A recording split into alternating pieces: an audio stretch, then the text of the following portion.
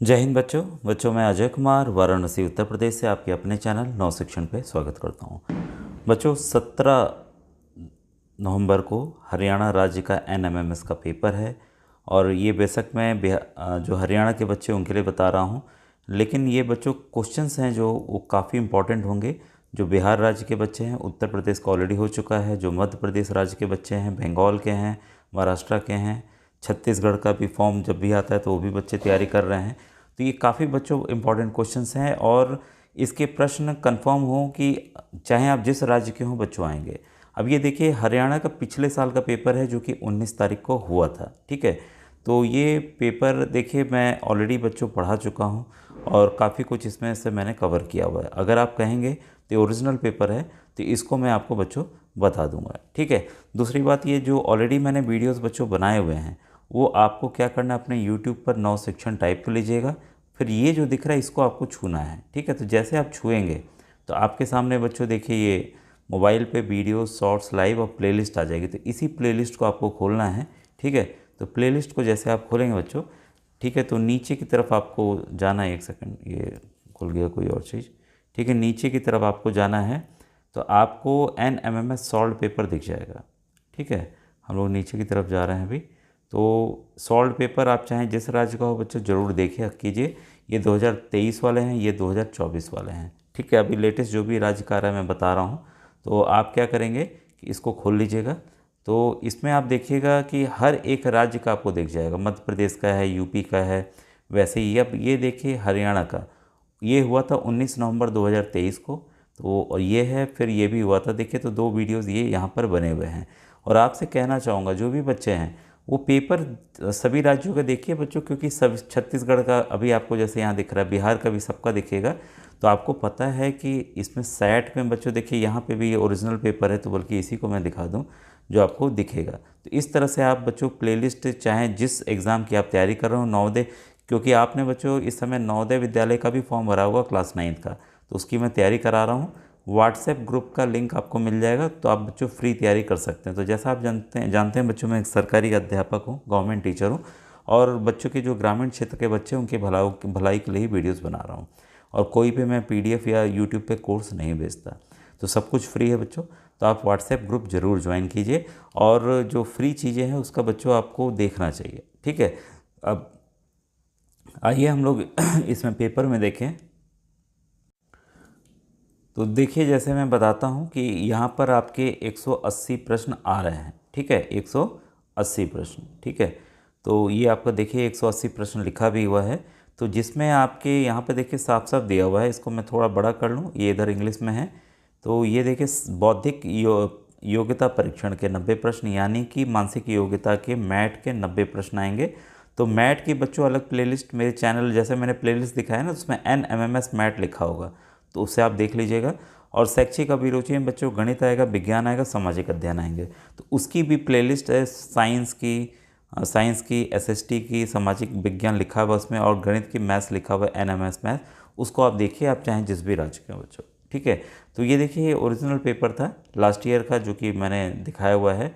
तो इस तरह के प्रश्न हैं, उसको समझाया हुआ है। अगर आप कहेंगे तो मैं आप कमेंट सेक्शन में बताइएगा, तो मैं चीज़ों को दोबारा बच्चों बता दूंगा, ठीक है। और आज जो मैं टॉपिक बच्चों बताने जा रहा हूँ वो आपको एग्ज़ाम में जो 17 को आपका एग्ज़ाम है उसमें आपको काफ़ी मदद करने वाला है, क्योंकि कई बच्चों ने ये ऑलरेडी देख रखा होगा किताबों के ज़रिए या वीडियो के ज़रिए। तो मैं कुछ क्वेश्चंस ऐसे कवर करने जा रहा हूँ जो कि आपके एग्ज़ाम में बच्चों आ सकते हैं। तो पहला जो क्वेश्चन बच्चों आपको दिख रहा है, लगभग 150 वर्ष पूर्व पाकिस्तान के पंजाब राज्य में मिट्टी के नीचे कुछ खंडहर मिले जिनसे रेलवे वाले लोगों ने ईंट प्राप्त की। ये खंडहर भारतीय उपमहाद्वीप के सबसे पूरा स्थल थे। इनका संबंध कौन सी संस्कृति से थे?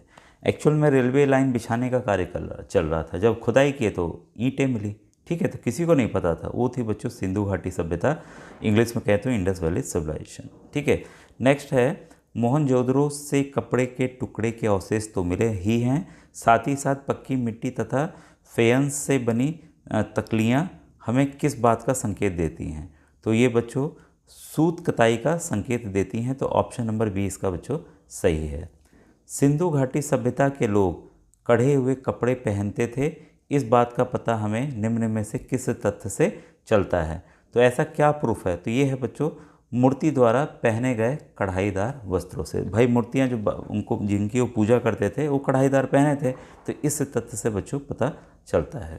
अब देखिए ये सवाल है, विश्वामित्र हे नदियों अपने बछड़ों को चाटती हुई दो दमकती गायों की तरह दो फुर्तीले घोड़ों की चाल से पहाड़ों से नीचे आओ। विश्वामित्र ऋषि के इस कथन से हमें पता चलता है, तो इससे ये बच्चों पता चलता है कि विश्वामित्र के समय घोड़े और गायों को बहुत महत्व दिया जाता था।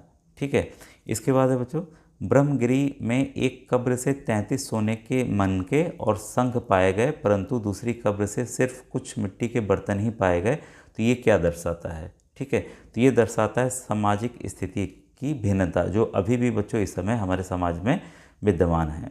ठीक है, इसके बाद है नेक्स्ट क्वेश्चन, कब्रों में मिले कंकाल को कैसे पहचाना जाए कि इनमें से कौन सा कंकाल पुरुष का है और कौन सा कंकाल स्त्री का है? ठीक है, तो ये था बच्चों कुल्हों की हड्डी के आकार से, तो विज्ञान से रिलेटेड हो गया ये। आज से 2000 वर्ष पूर्व महर्षि चरक जो प्रसिद्ध वैद्य थे, उन्होंने चिकित्सा शास्त्र पर गहन अध्ययन करके मानव शरीर में हड्डियों की संख्या 360 बताई।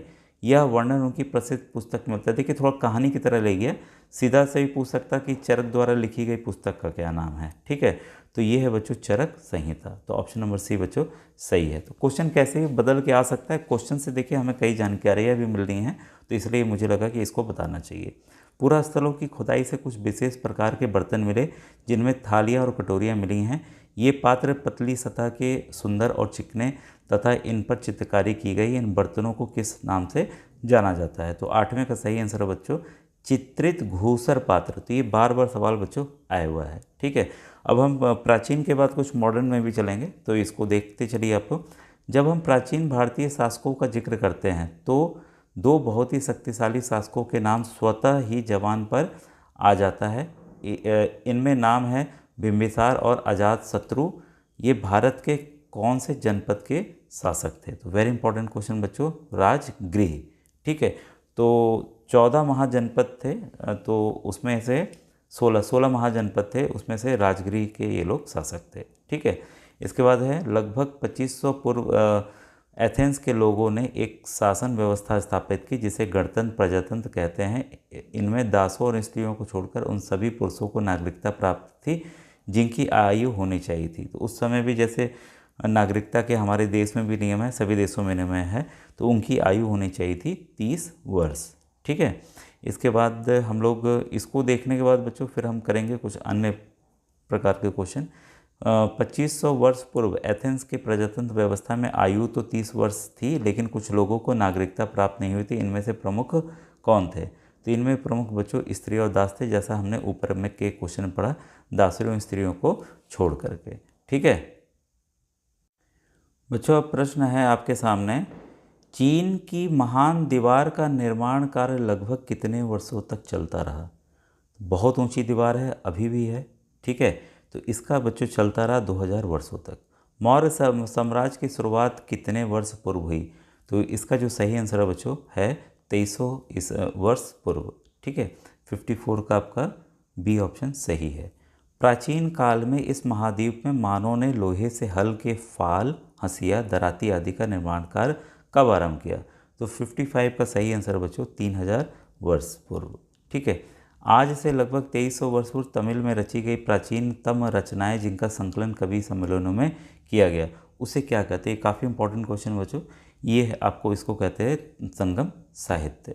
ठीक है, इसके बाद है वहाँ बेरी गाजा कौन सी बंदरगाह को कहा? अच्छा, एक यूनानी नाविक ने भारत की वेरी गाजा बंदरगाह का वर्णन करते हुए लिखा कि अत्यंत संकरी थी तथा यहाँ शराब, तांबा, टीन, सीसा, मूंगा, पुखराज, कपड़े और सोना चांदी आयात किए जाते थे। ये बंदरगाह कौन सा था? तो ये बच्चों बंदरगाह था भरूच। ठीक है, इसके बाद है मथुरा कृष्ण भक्ति का प्रमुख केंद्र है। यहाँ बौद्ध विहार और जैन मंदिर भी हैं। यहाँ अनेक अभिलेख मिले। लगभग 2000 वर्ष पूर्व मथुरा किन लोगों की दूसरी राजधानी रहा? तो बच्चों दूसरी राजधानी रहा कुषाण वंश का। ठीक है, इसके बाद है 2200 से 1900 वर्ष ईसा पूर्व अरिक्कमेडु अथवा पुडुचेरी का वर्णन मिलता है जिसमें खुदाई के दौरान लगभग लाल चमकदार बर्तन मिले। इन बर्तनों का नामकरण इटली के मशहूर शहर के नाम पर किया गया। इसका क्या? ये भी काफ़ी इंपॉर्टेंट बच्चों। ठीक है, तो इसका बार बार आता भी है, अरिकमेडु का वर्तमान नाम क्या है, इस तरह से भी सवाल आते हैं। तो इसका सही आंसर है बच्चों एरेटाइन। ठीक है, इसका ऑप्शन नंबर सी सही है।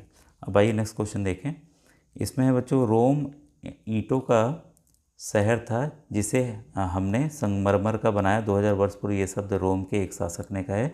उसने रोम में बड़े बड़े रंगमहल, स्नानागार ये सब बनवाया। उसका नाम, शासक का नाम हमें बताना है। शासक का नाम था अगस्टस। ठीक है, इसके बाद है, प्राचीन काल में दक्षिण भारत से लोग दालचीनी वगैरह वगैरह रोम के काले सोने के नाम से प्रसिद्ध था। तो काला सोना बहुत ही महंगा बिकता था बच्चों, काली मिर्च उस समय गोल गोल होता, आपको पता होगा। रेशम बनाने की तकनीक का आविष्कार 7000 वर्ष पूर्व किस जगह हुआ था? तो बच्चों ये हुआ था बच्चों चीन में।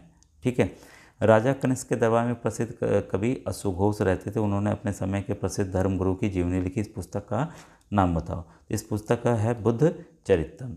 ठीक है, अब ये वाला इंपॉर्टेंट, इसको देख लेते हैं। उस चीनी यात्री का नाम बताओ जो सोना चांदी लकड़ी बौद्ध मूर्ति था 600 वर्ष ये 200 घोड़ों पर लाद कर चीन ले गया, परंतु 50 पांडुलिपियां उस समय खो गई जब वो सिंधु नदी को पार कर रहा था। जो चीनी यात्री है उसका नाम बताना है, वो था बच्चों ह्वेनसांग।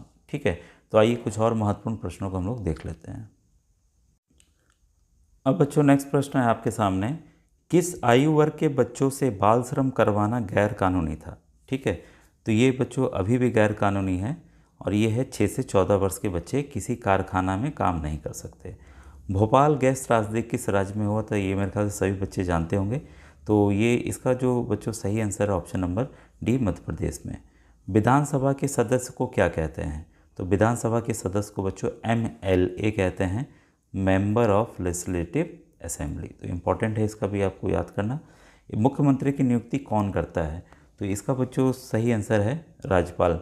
तो देखिए कोई भी राज्य हो, ठीक है, मुख्यमंत्री की नियुक्ति राज्यपाल करते हैं, लेकिन राज्यपाल की नियुक्ति याद रखिएगा हमेशा राष्ट्रपति करते हैं।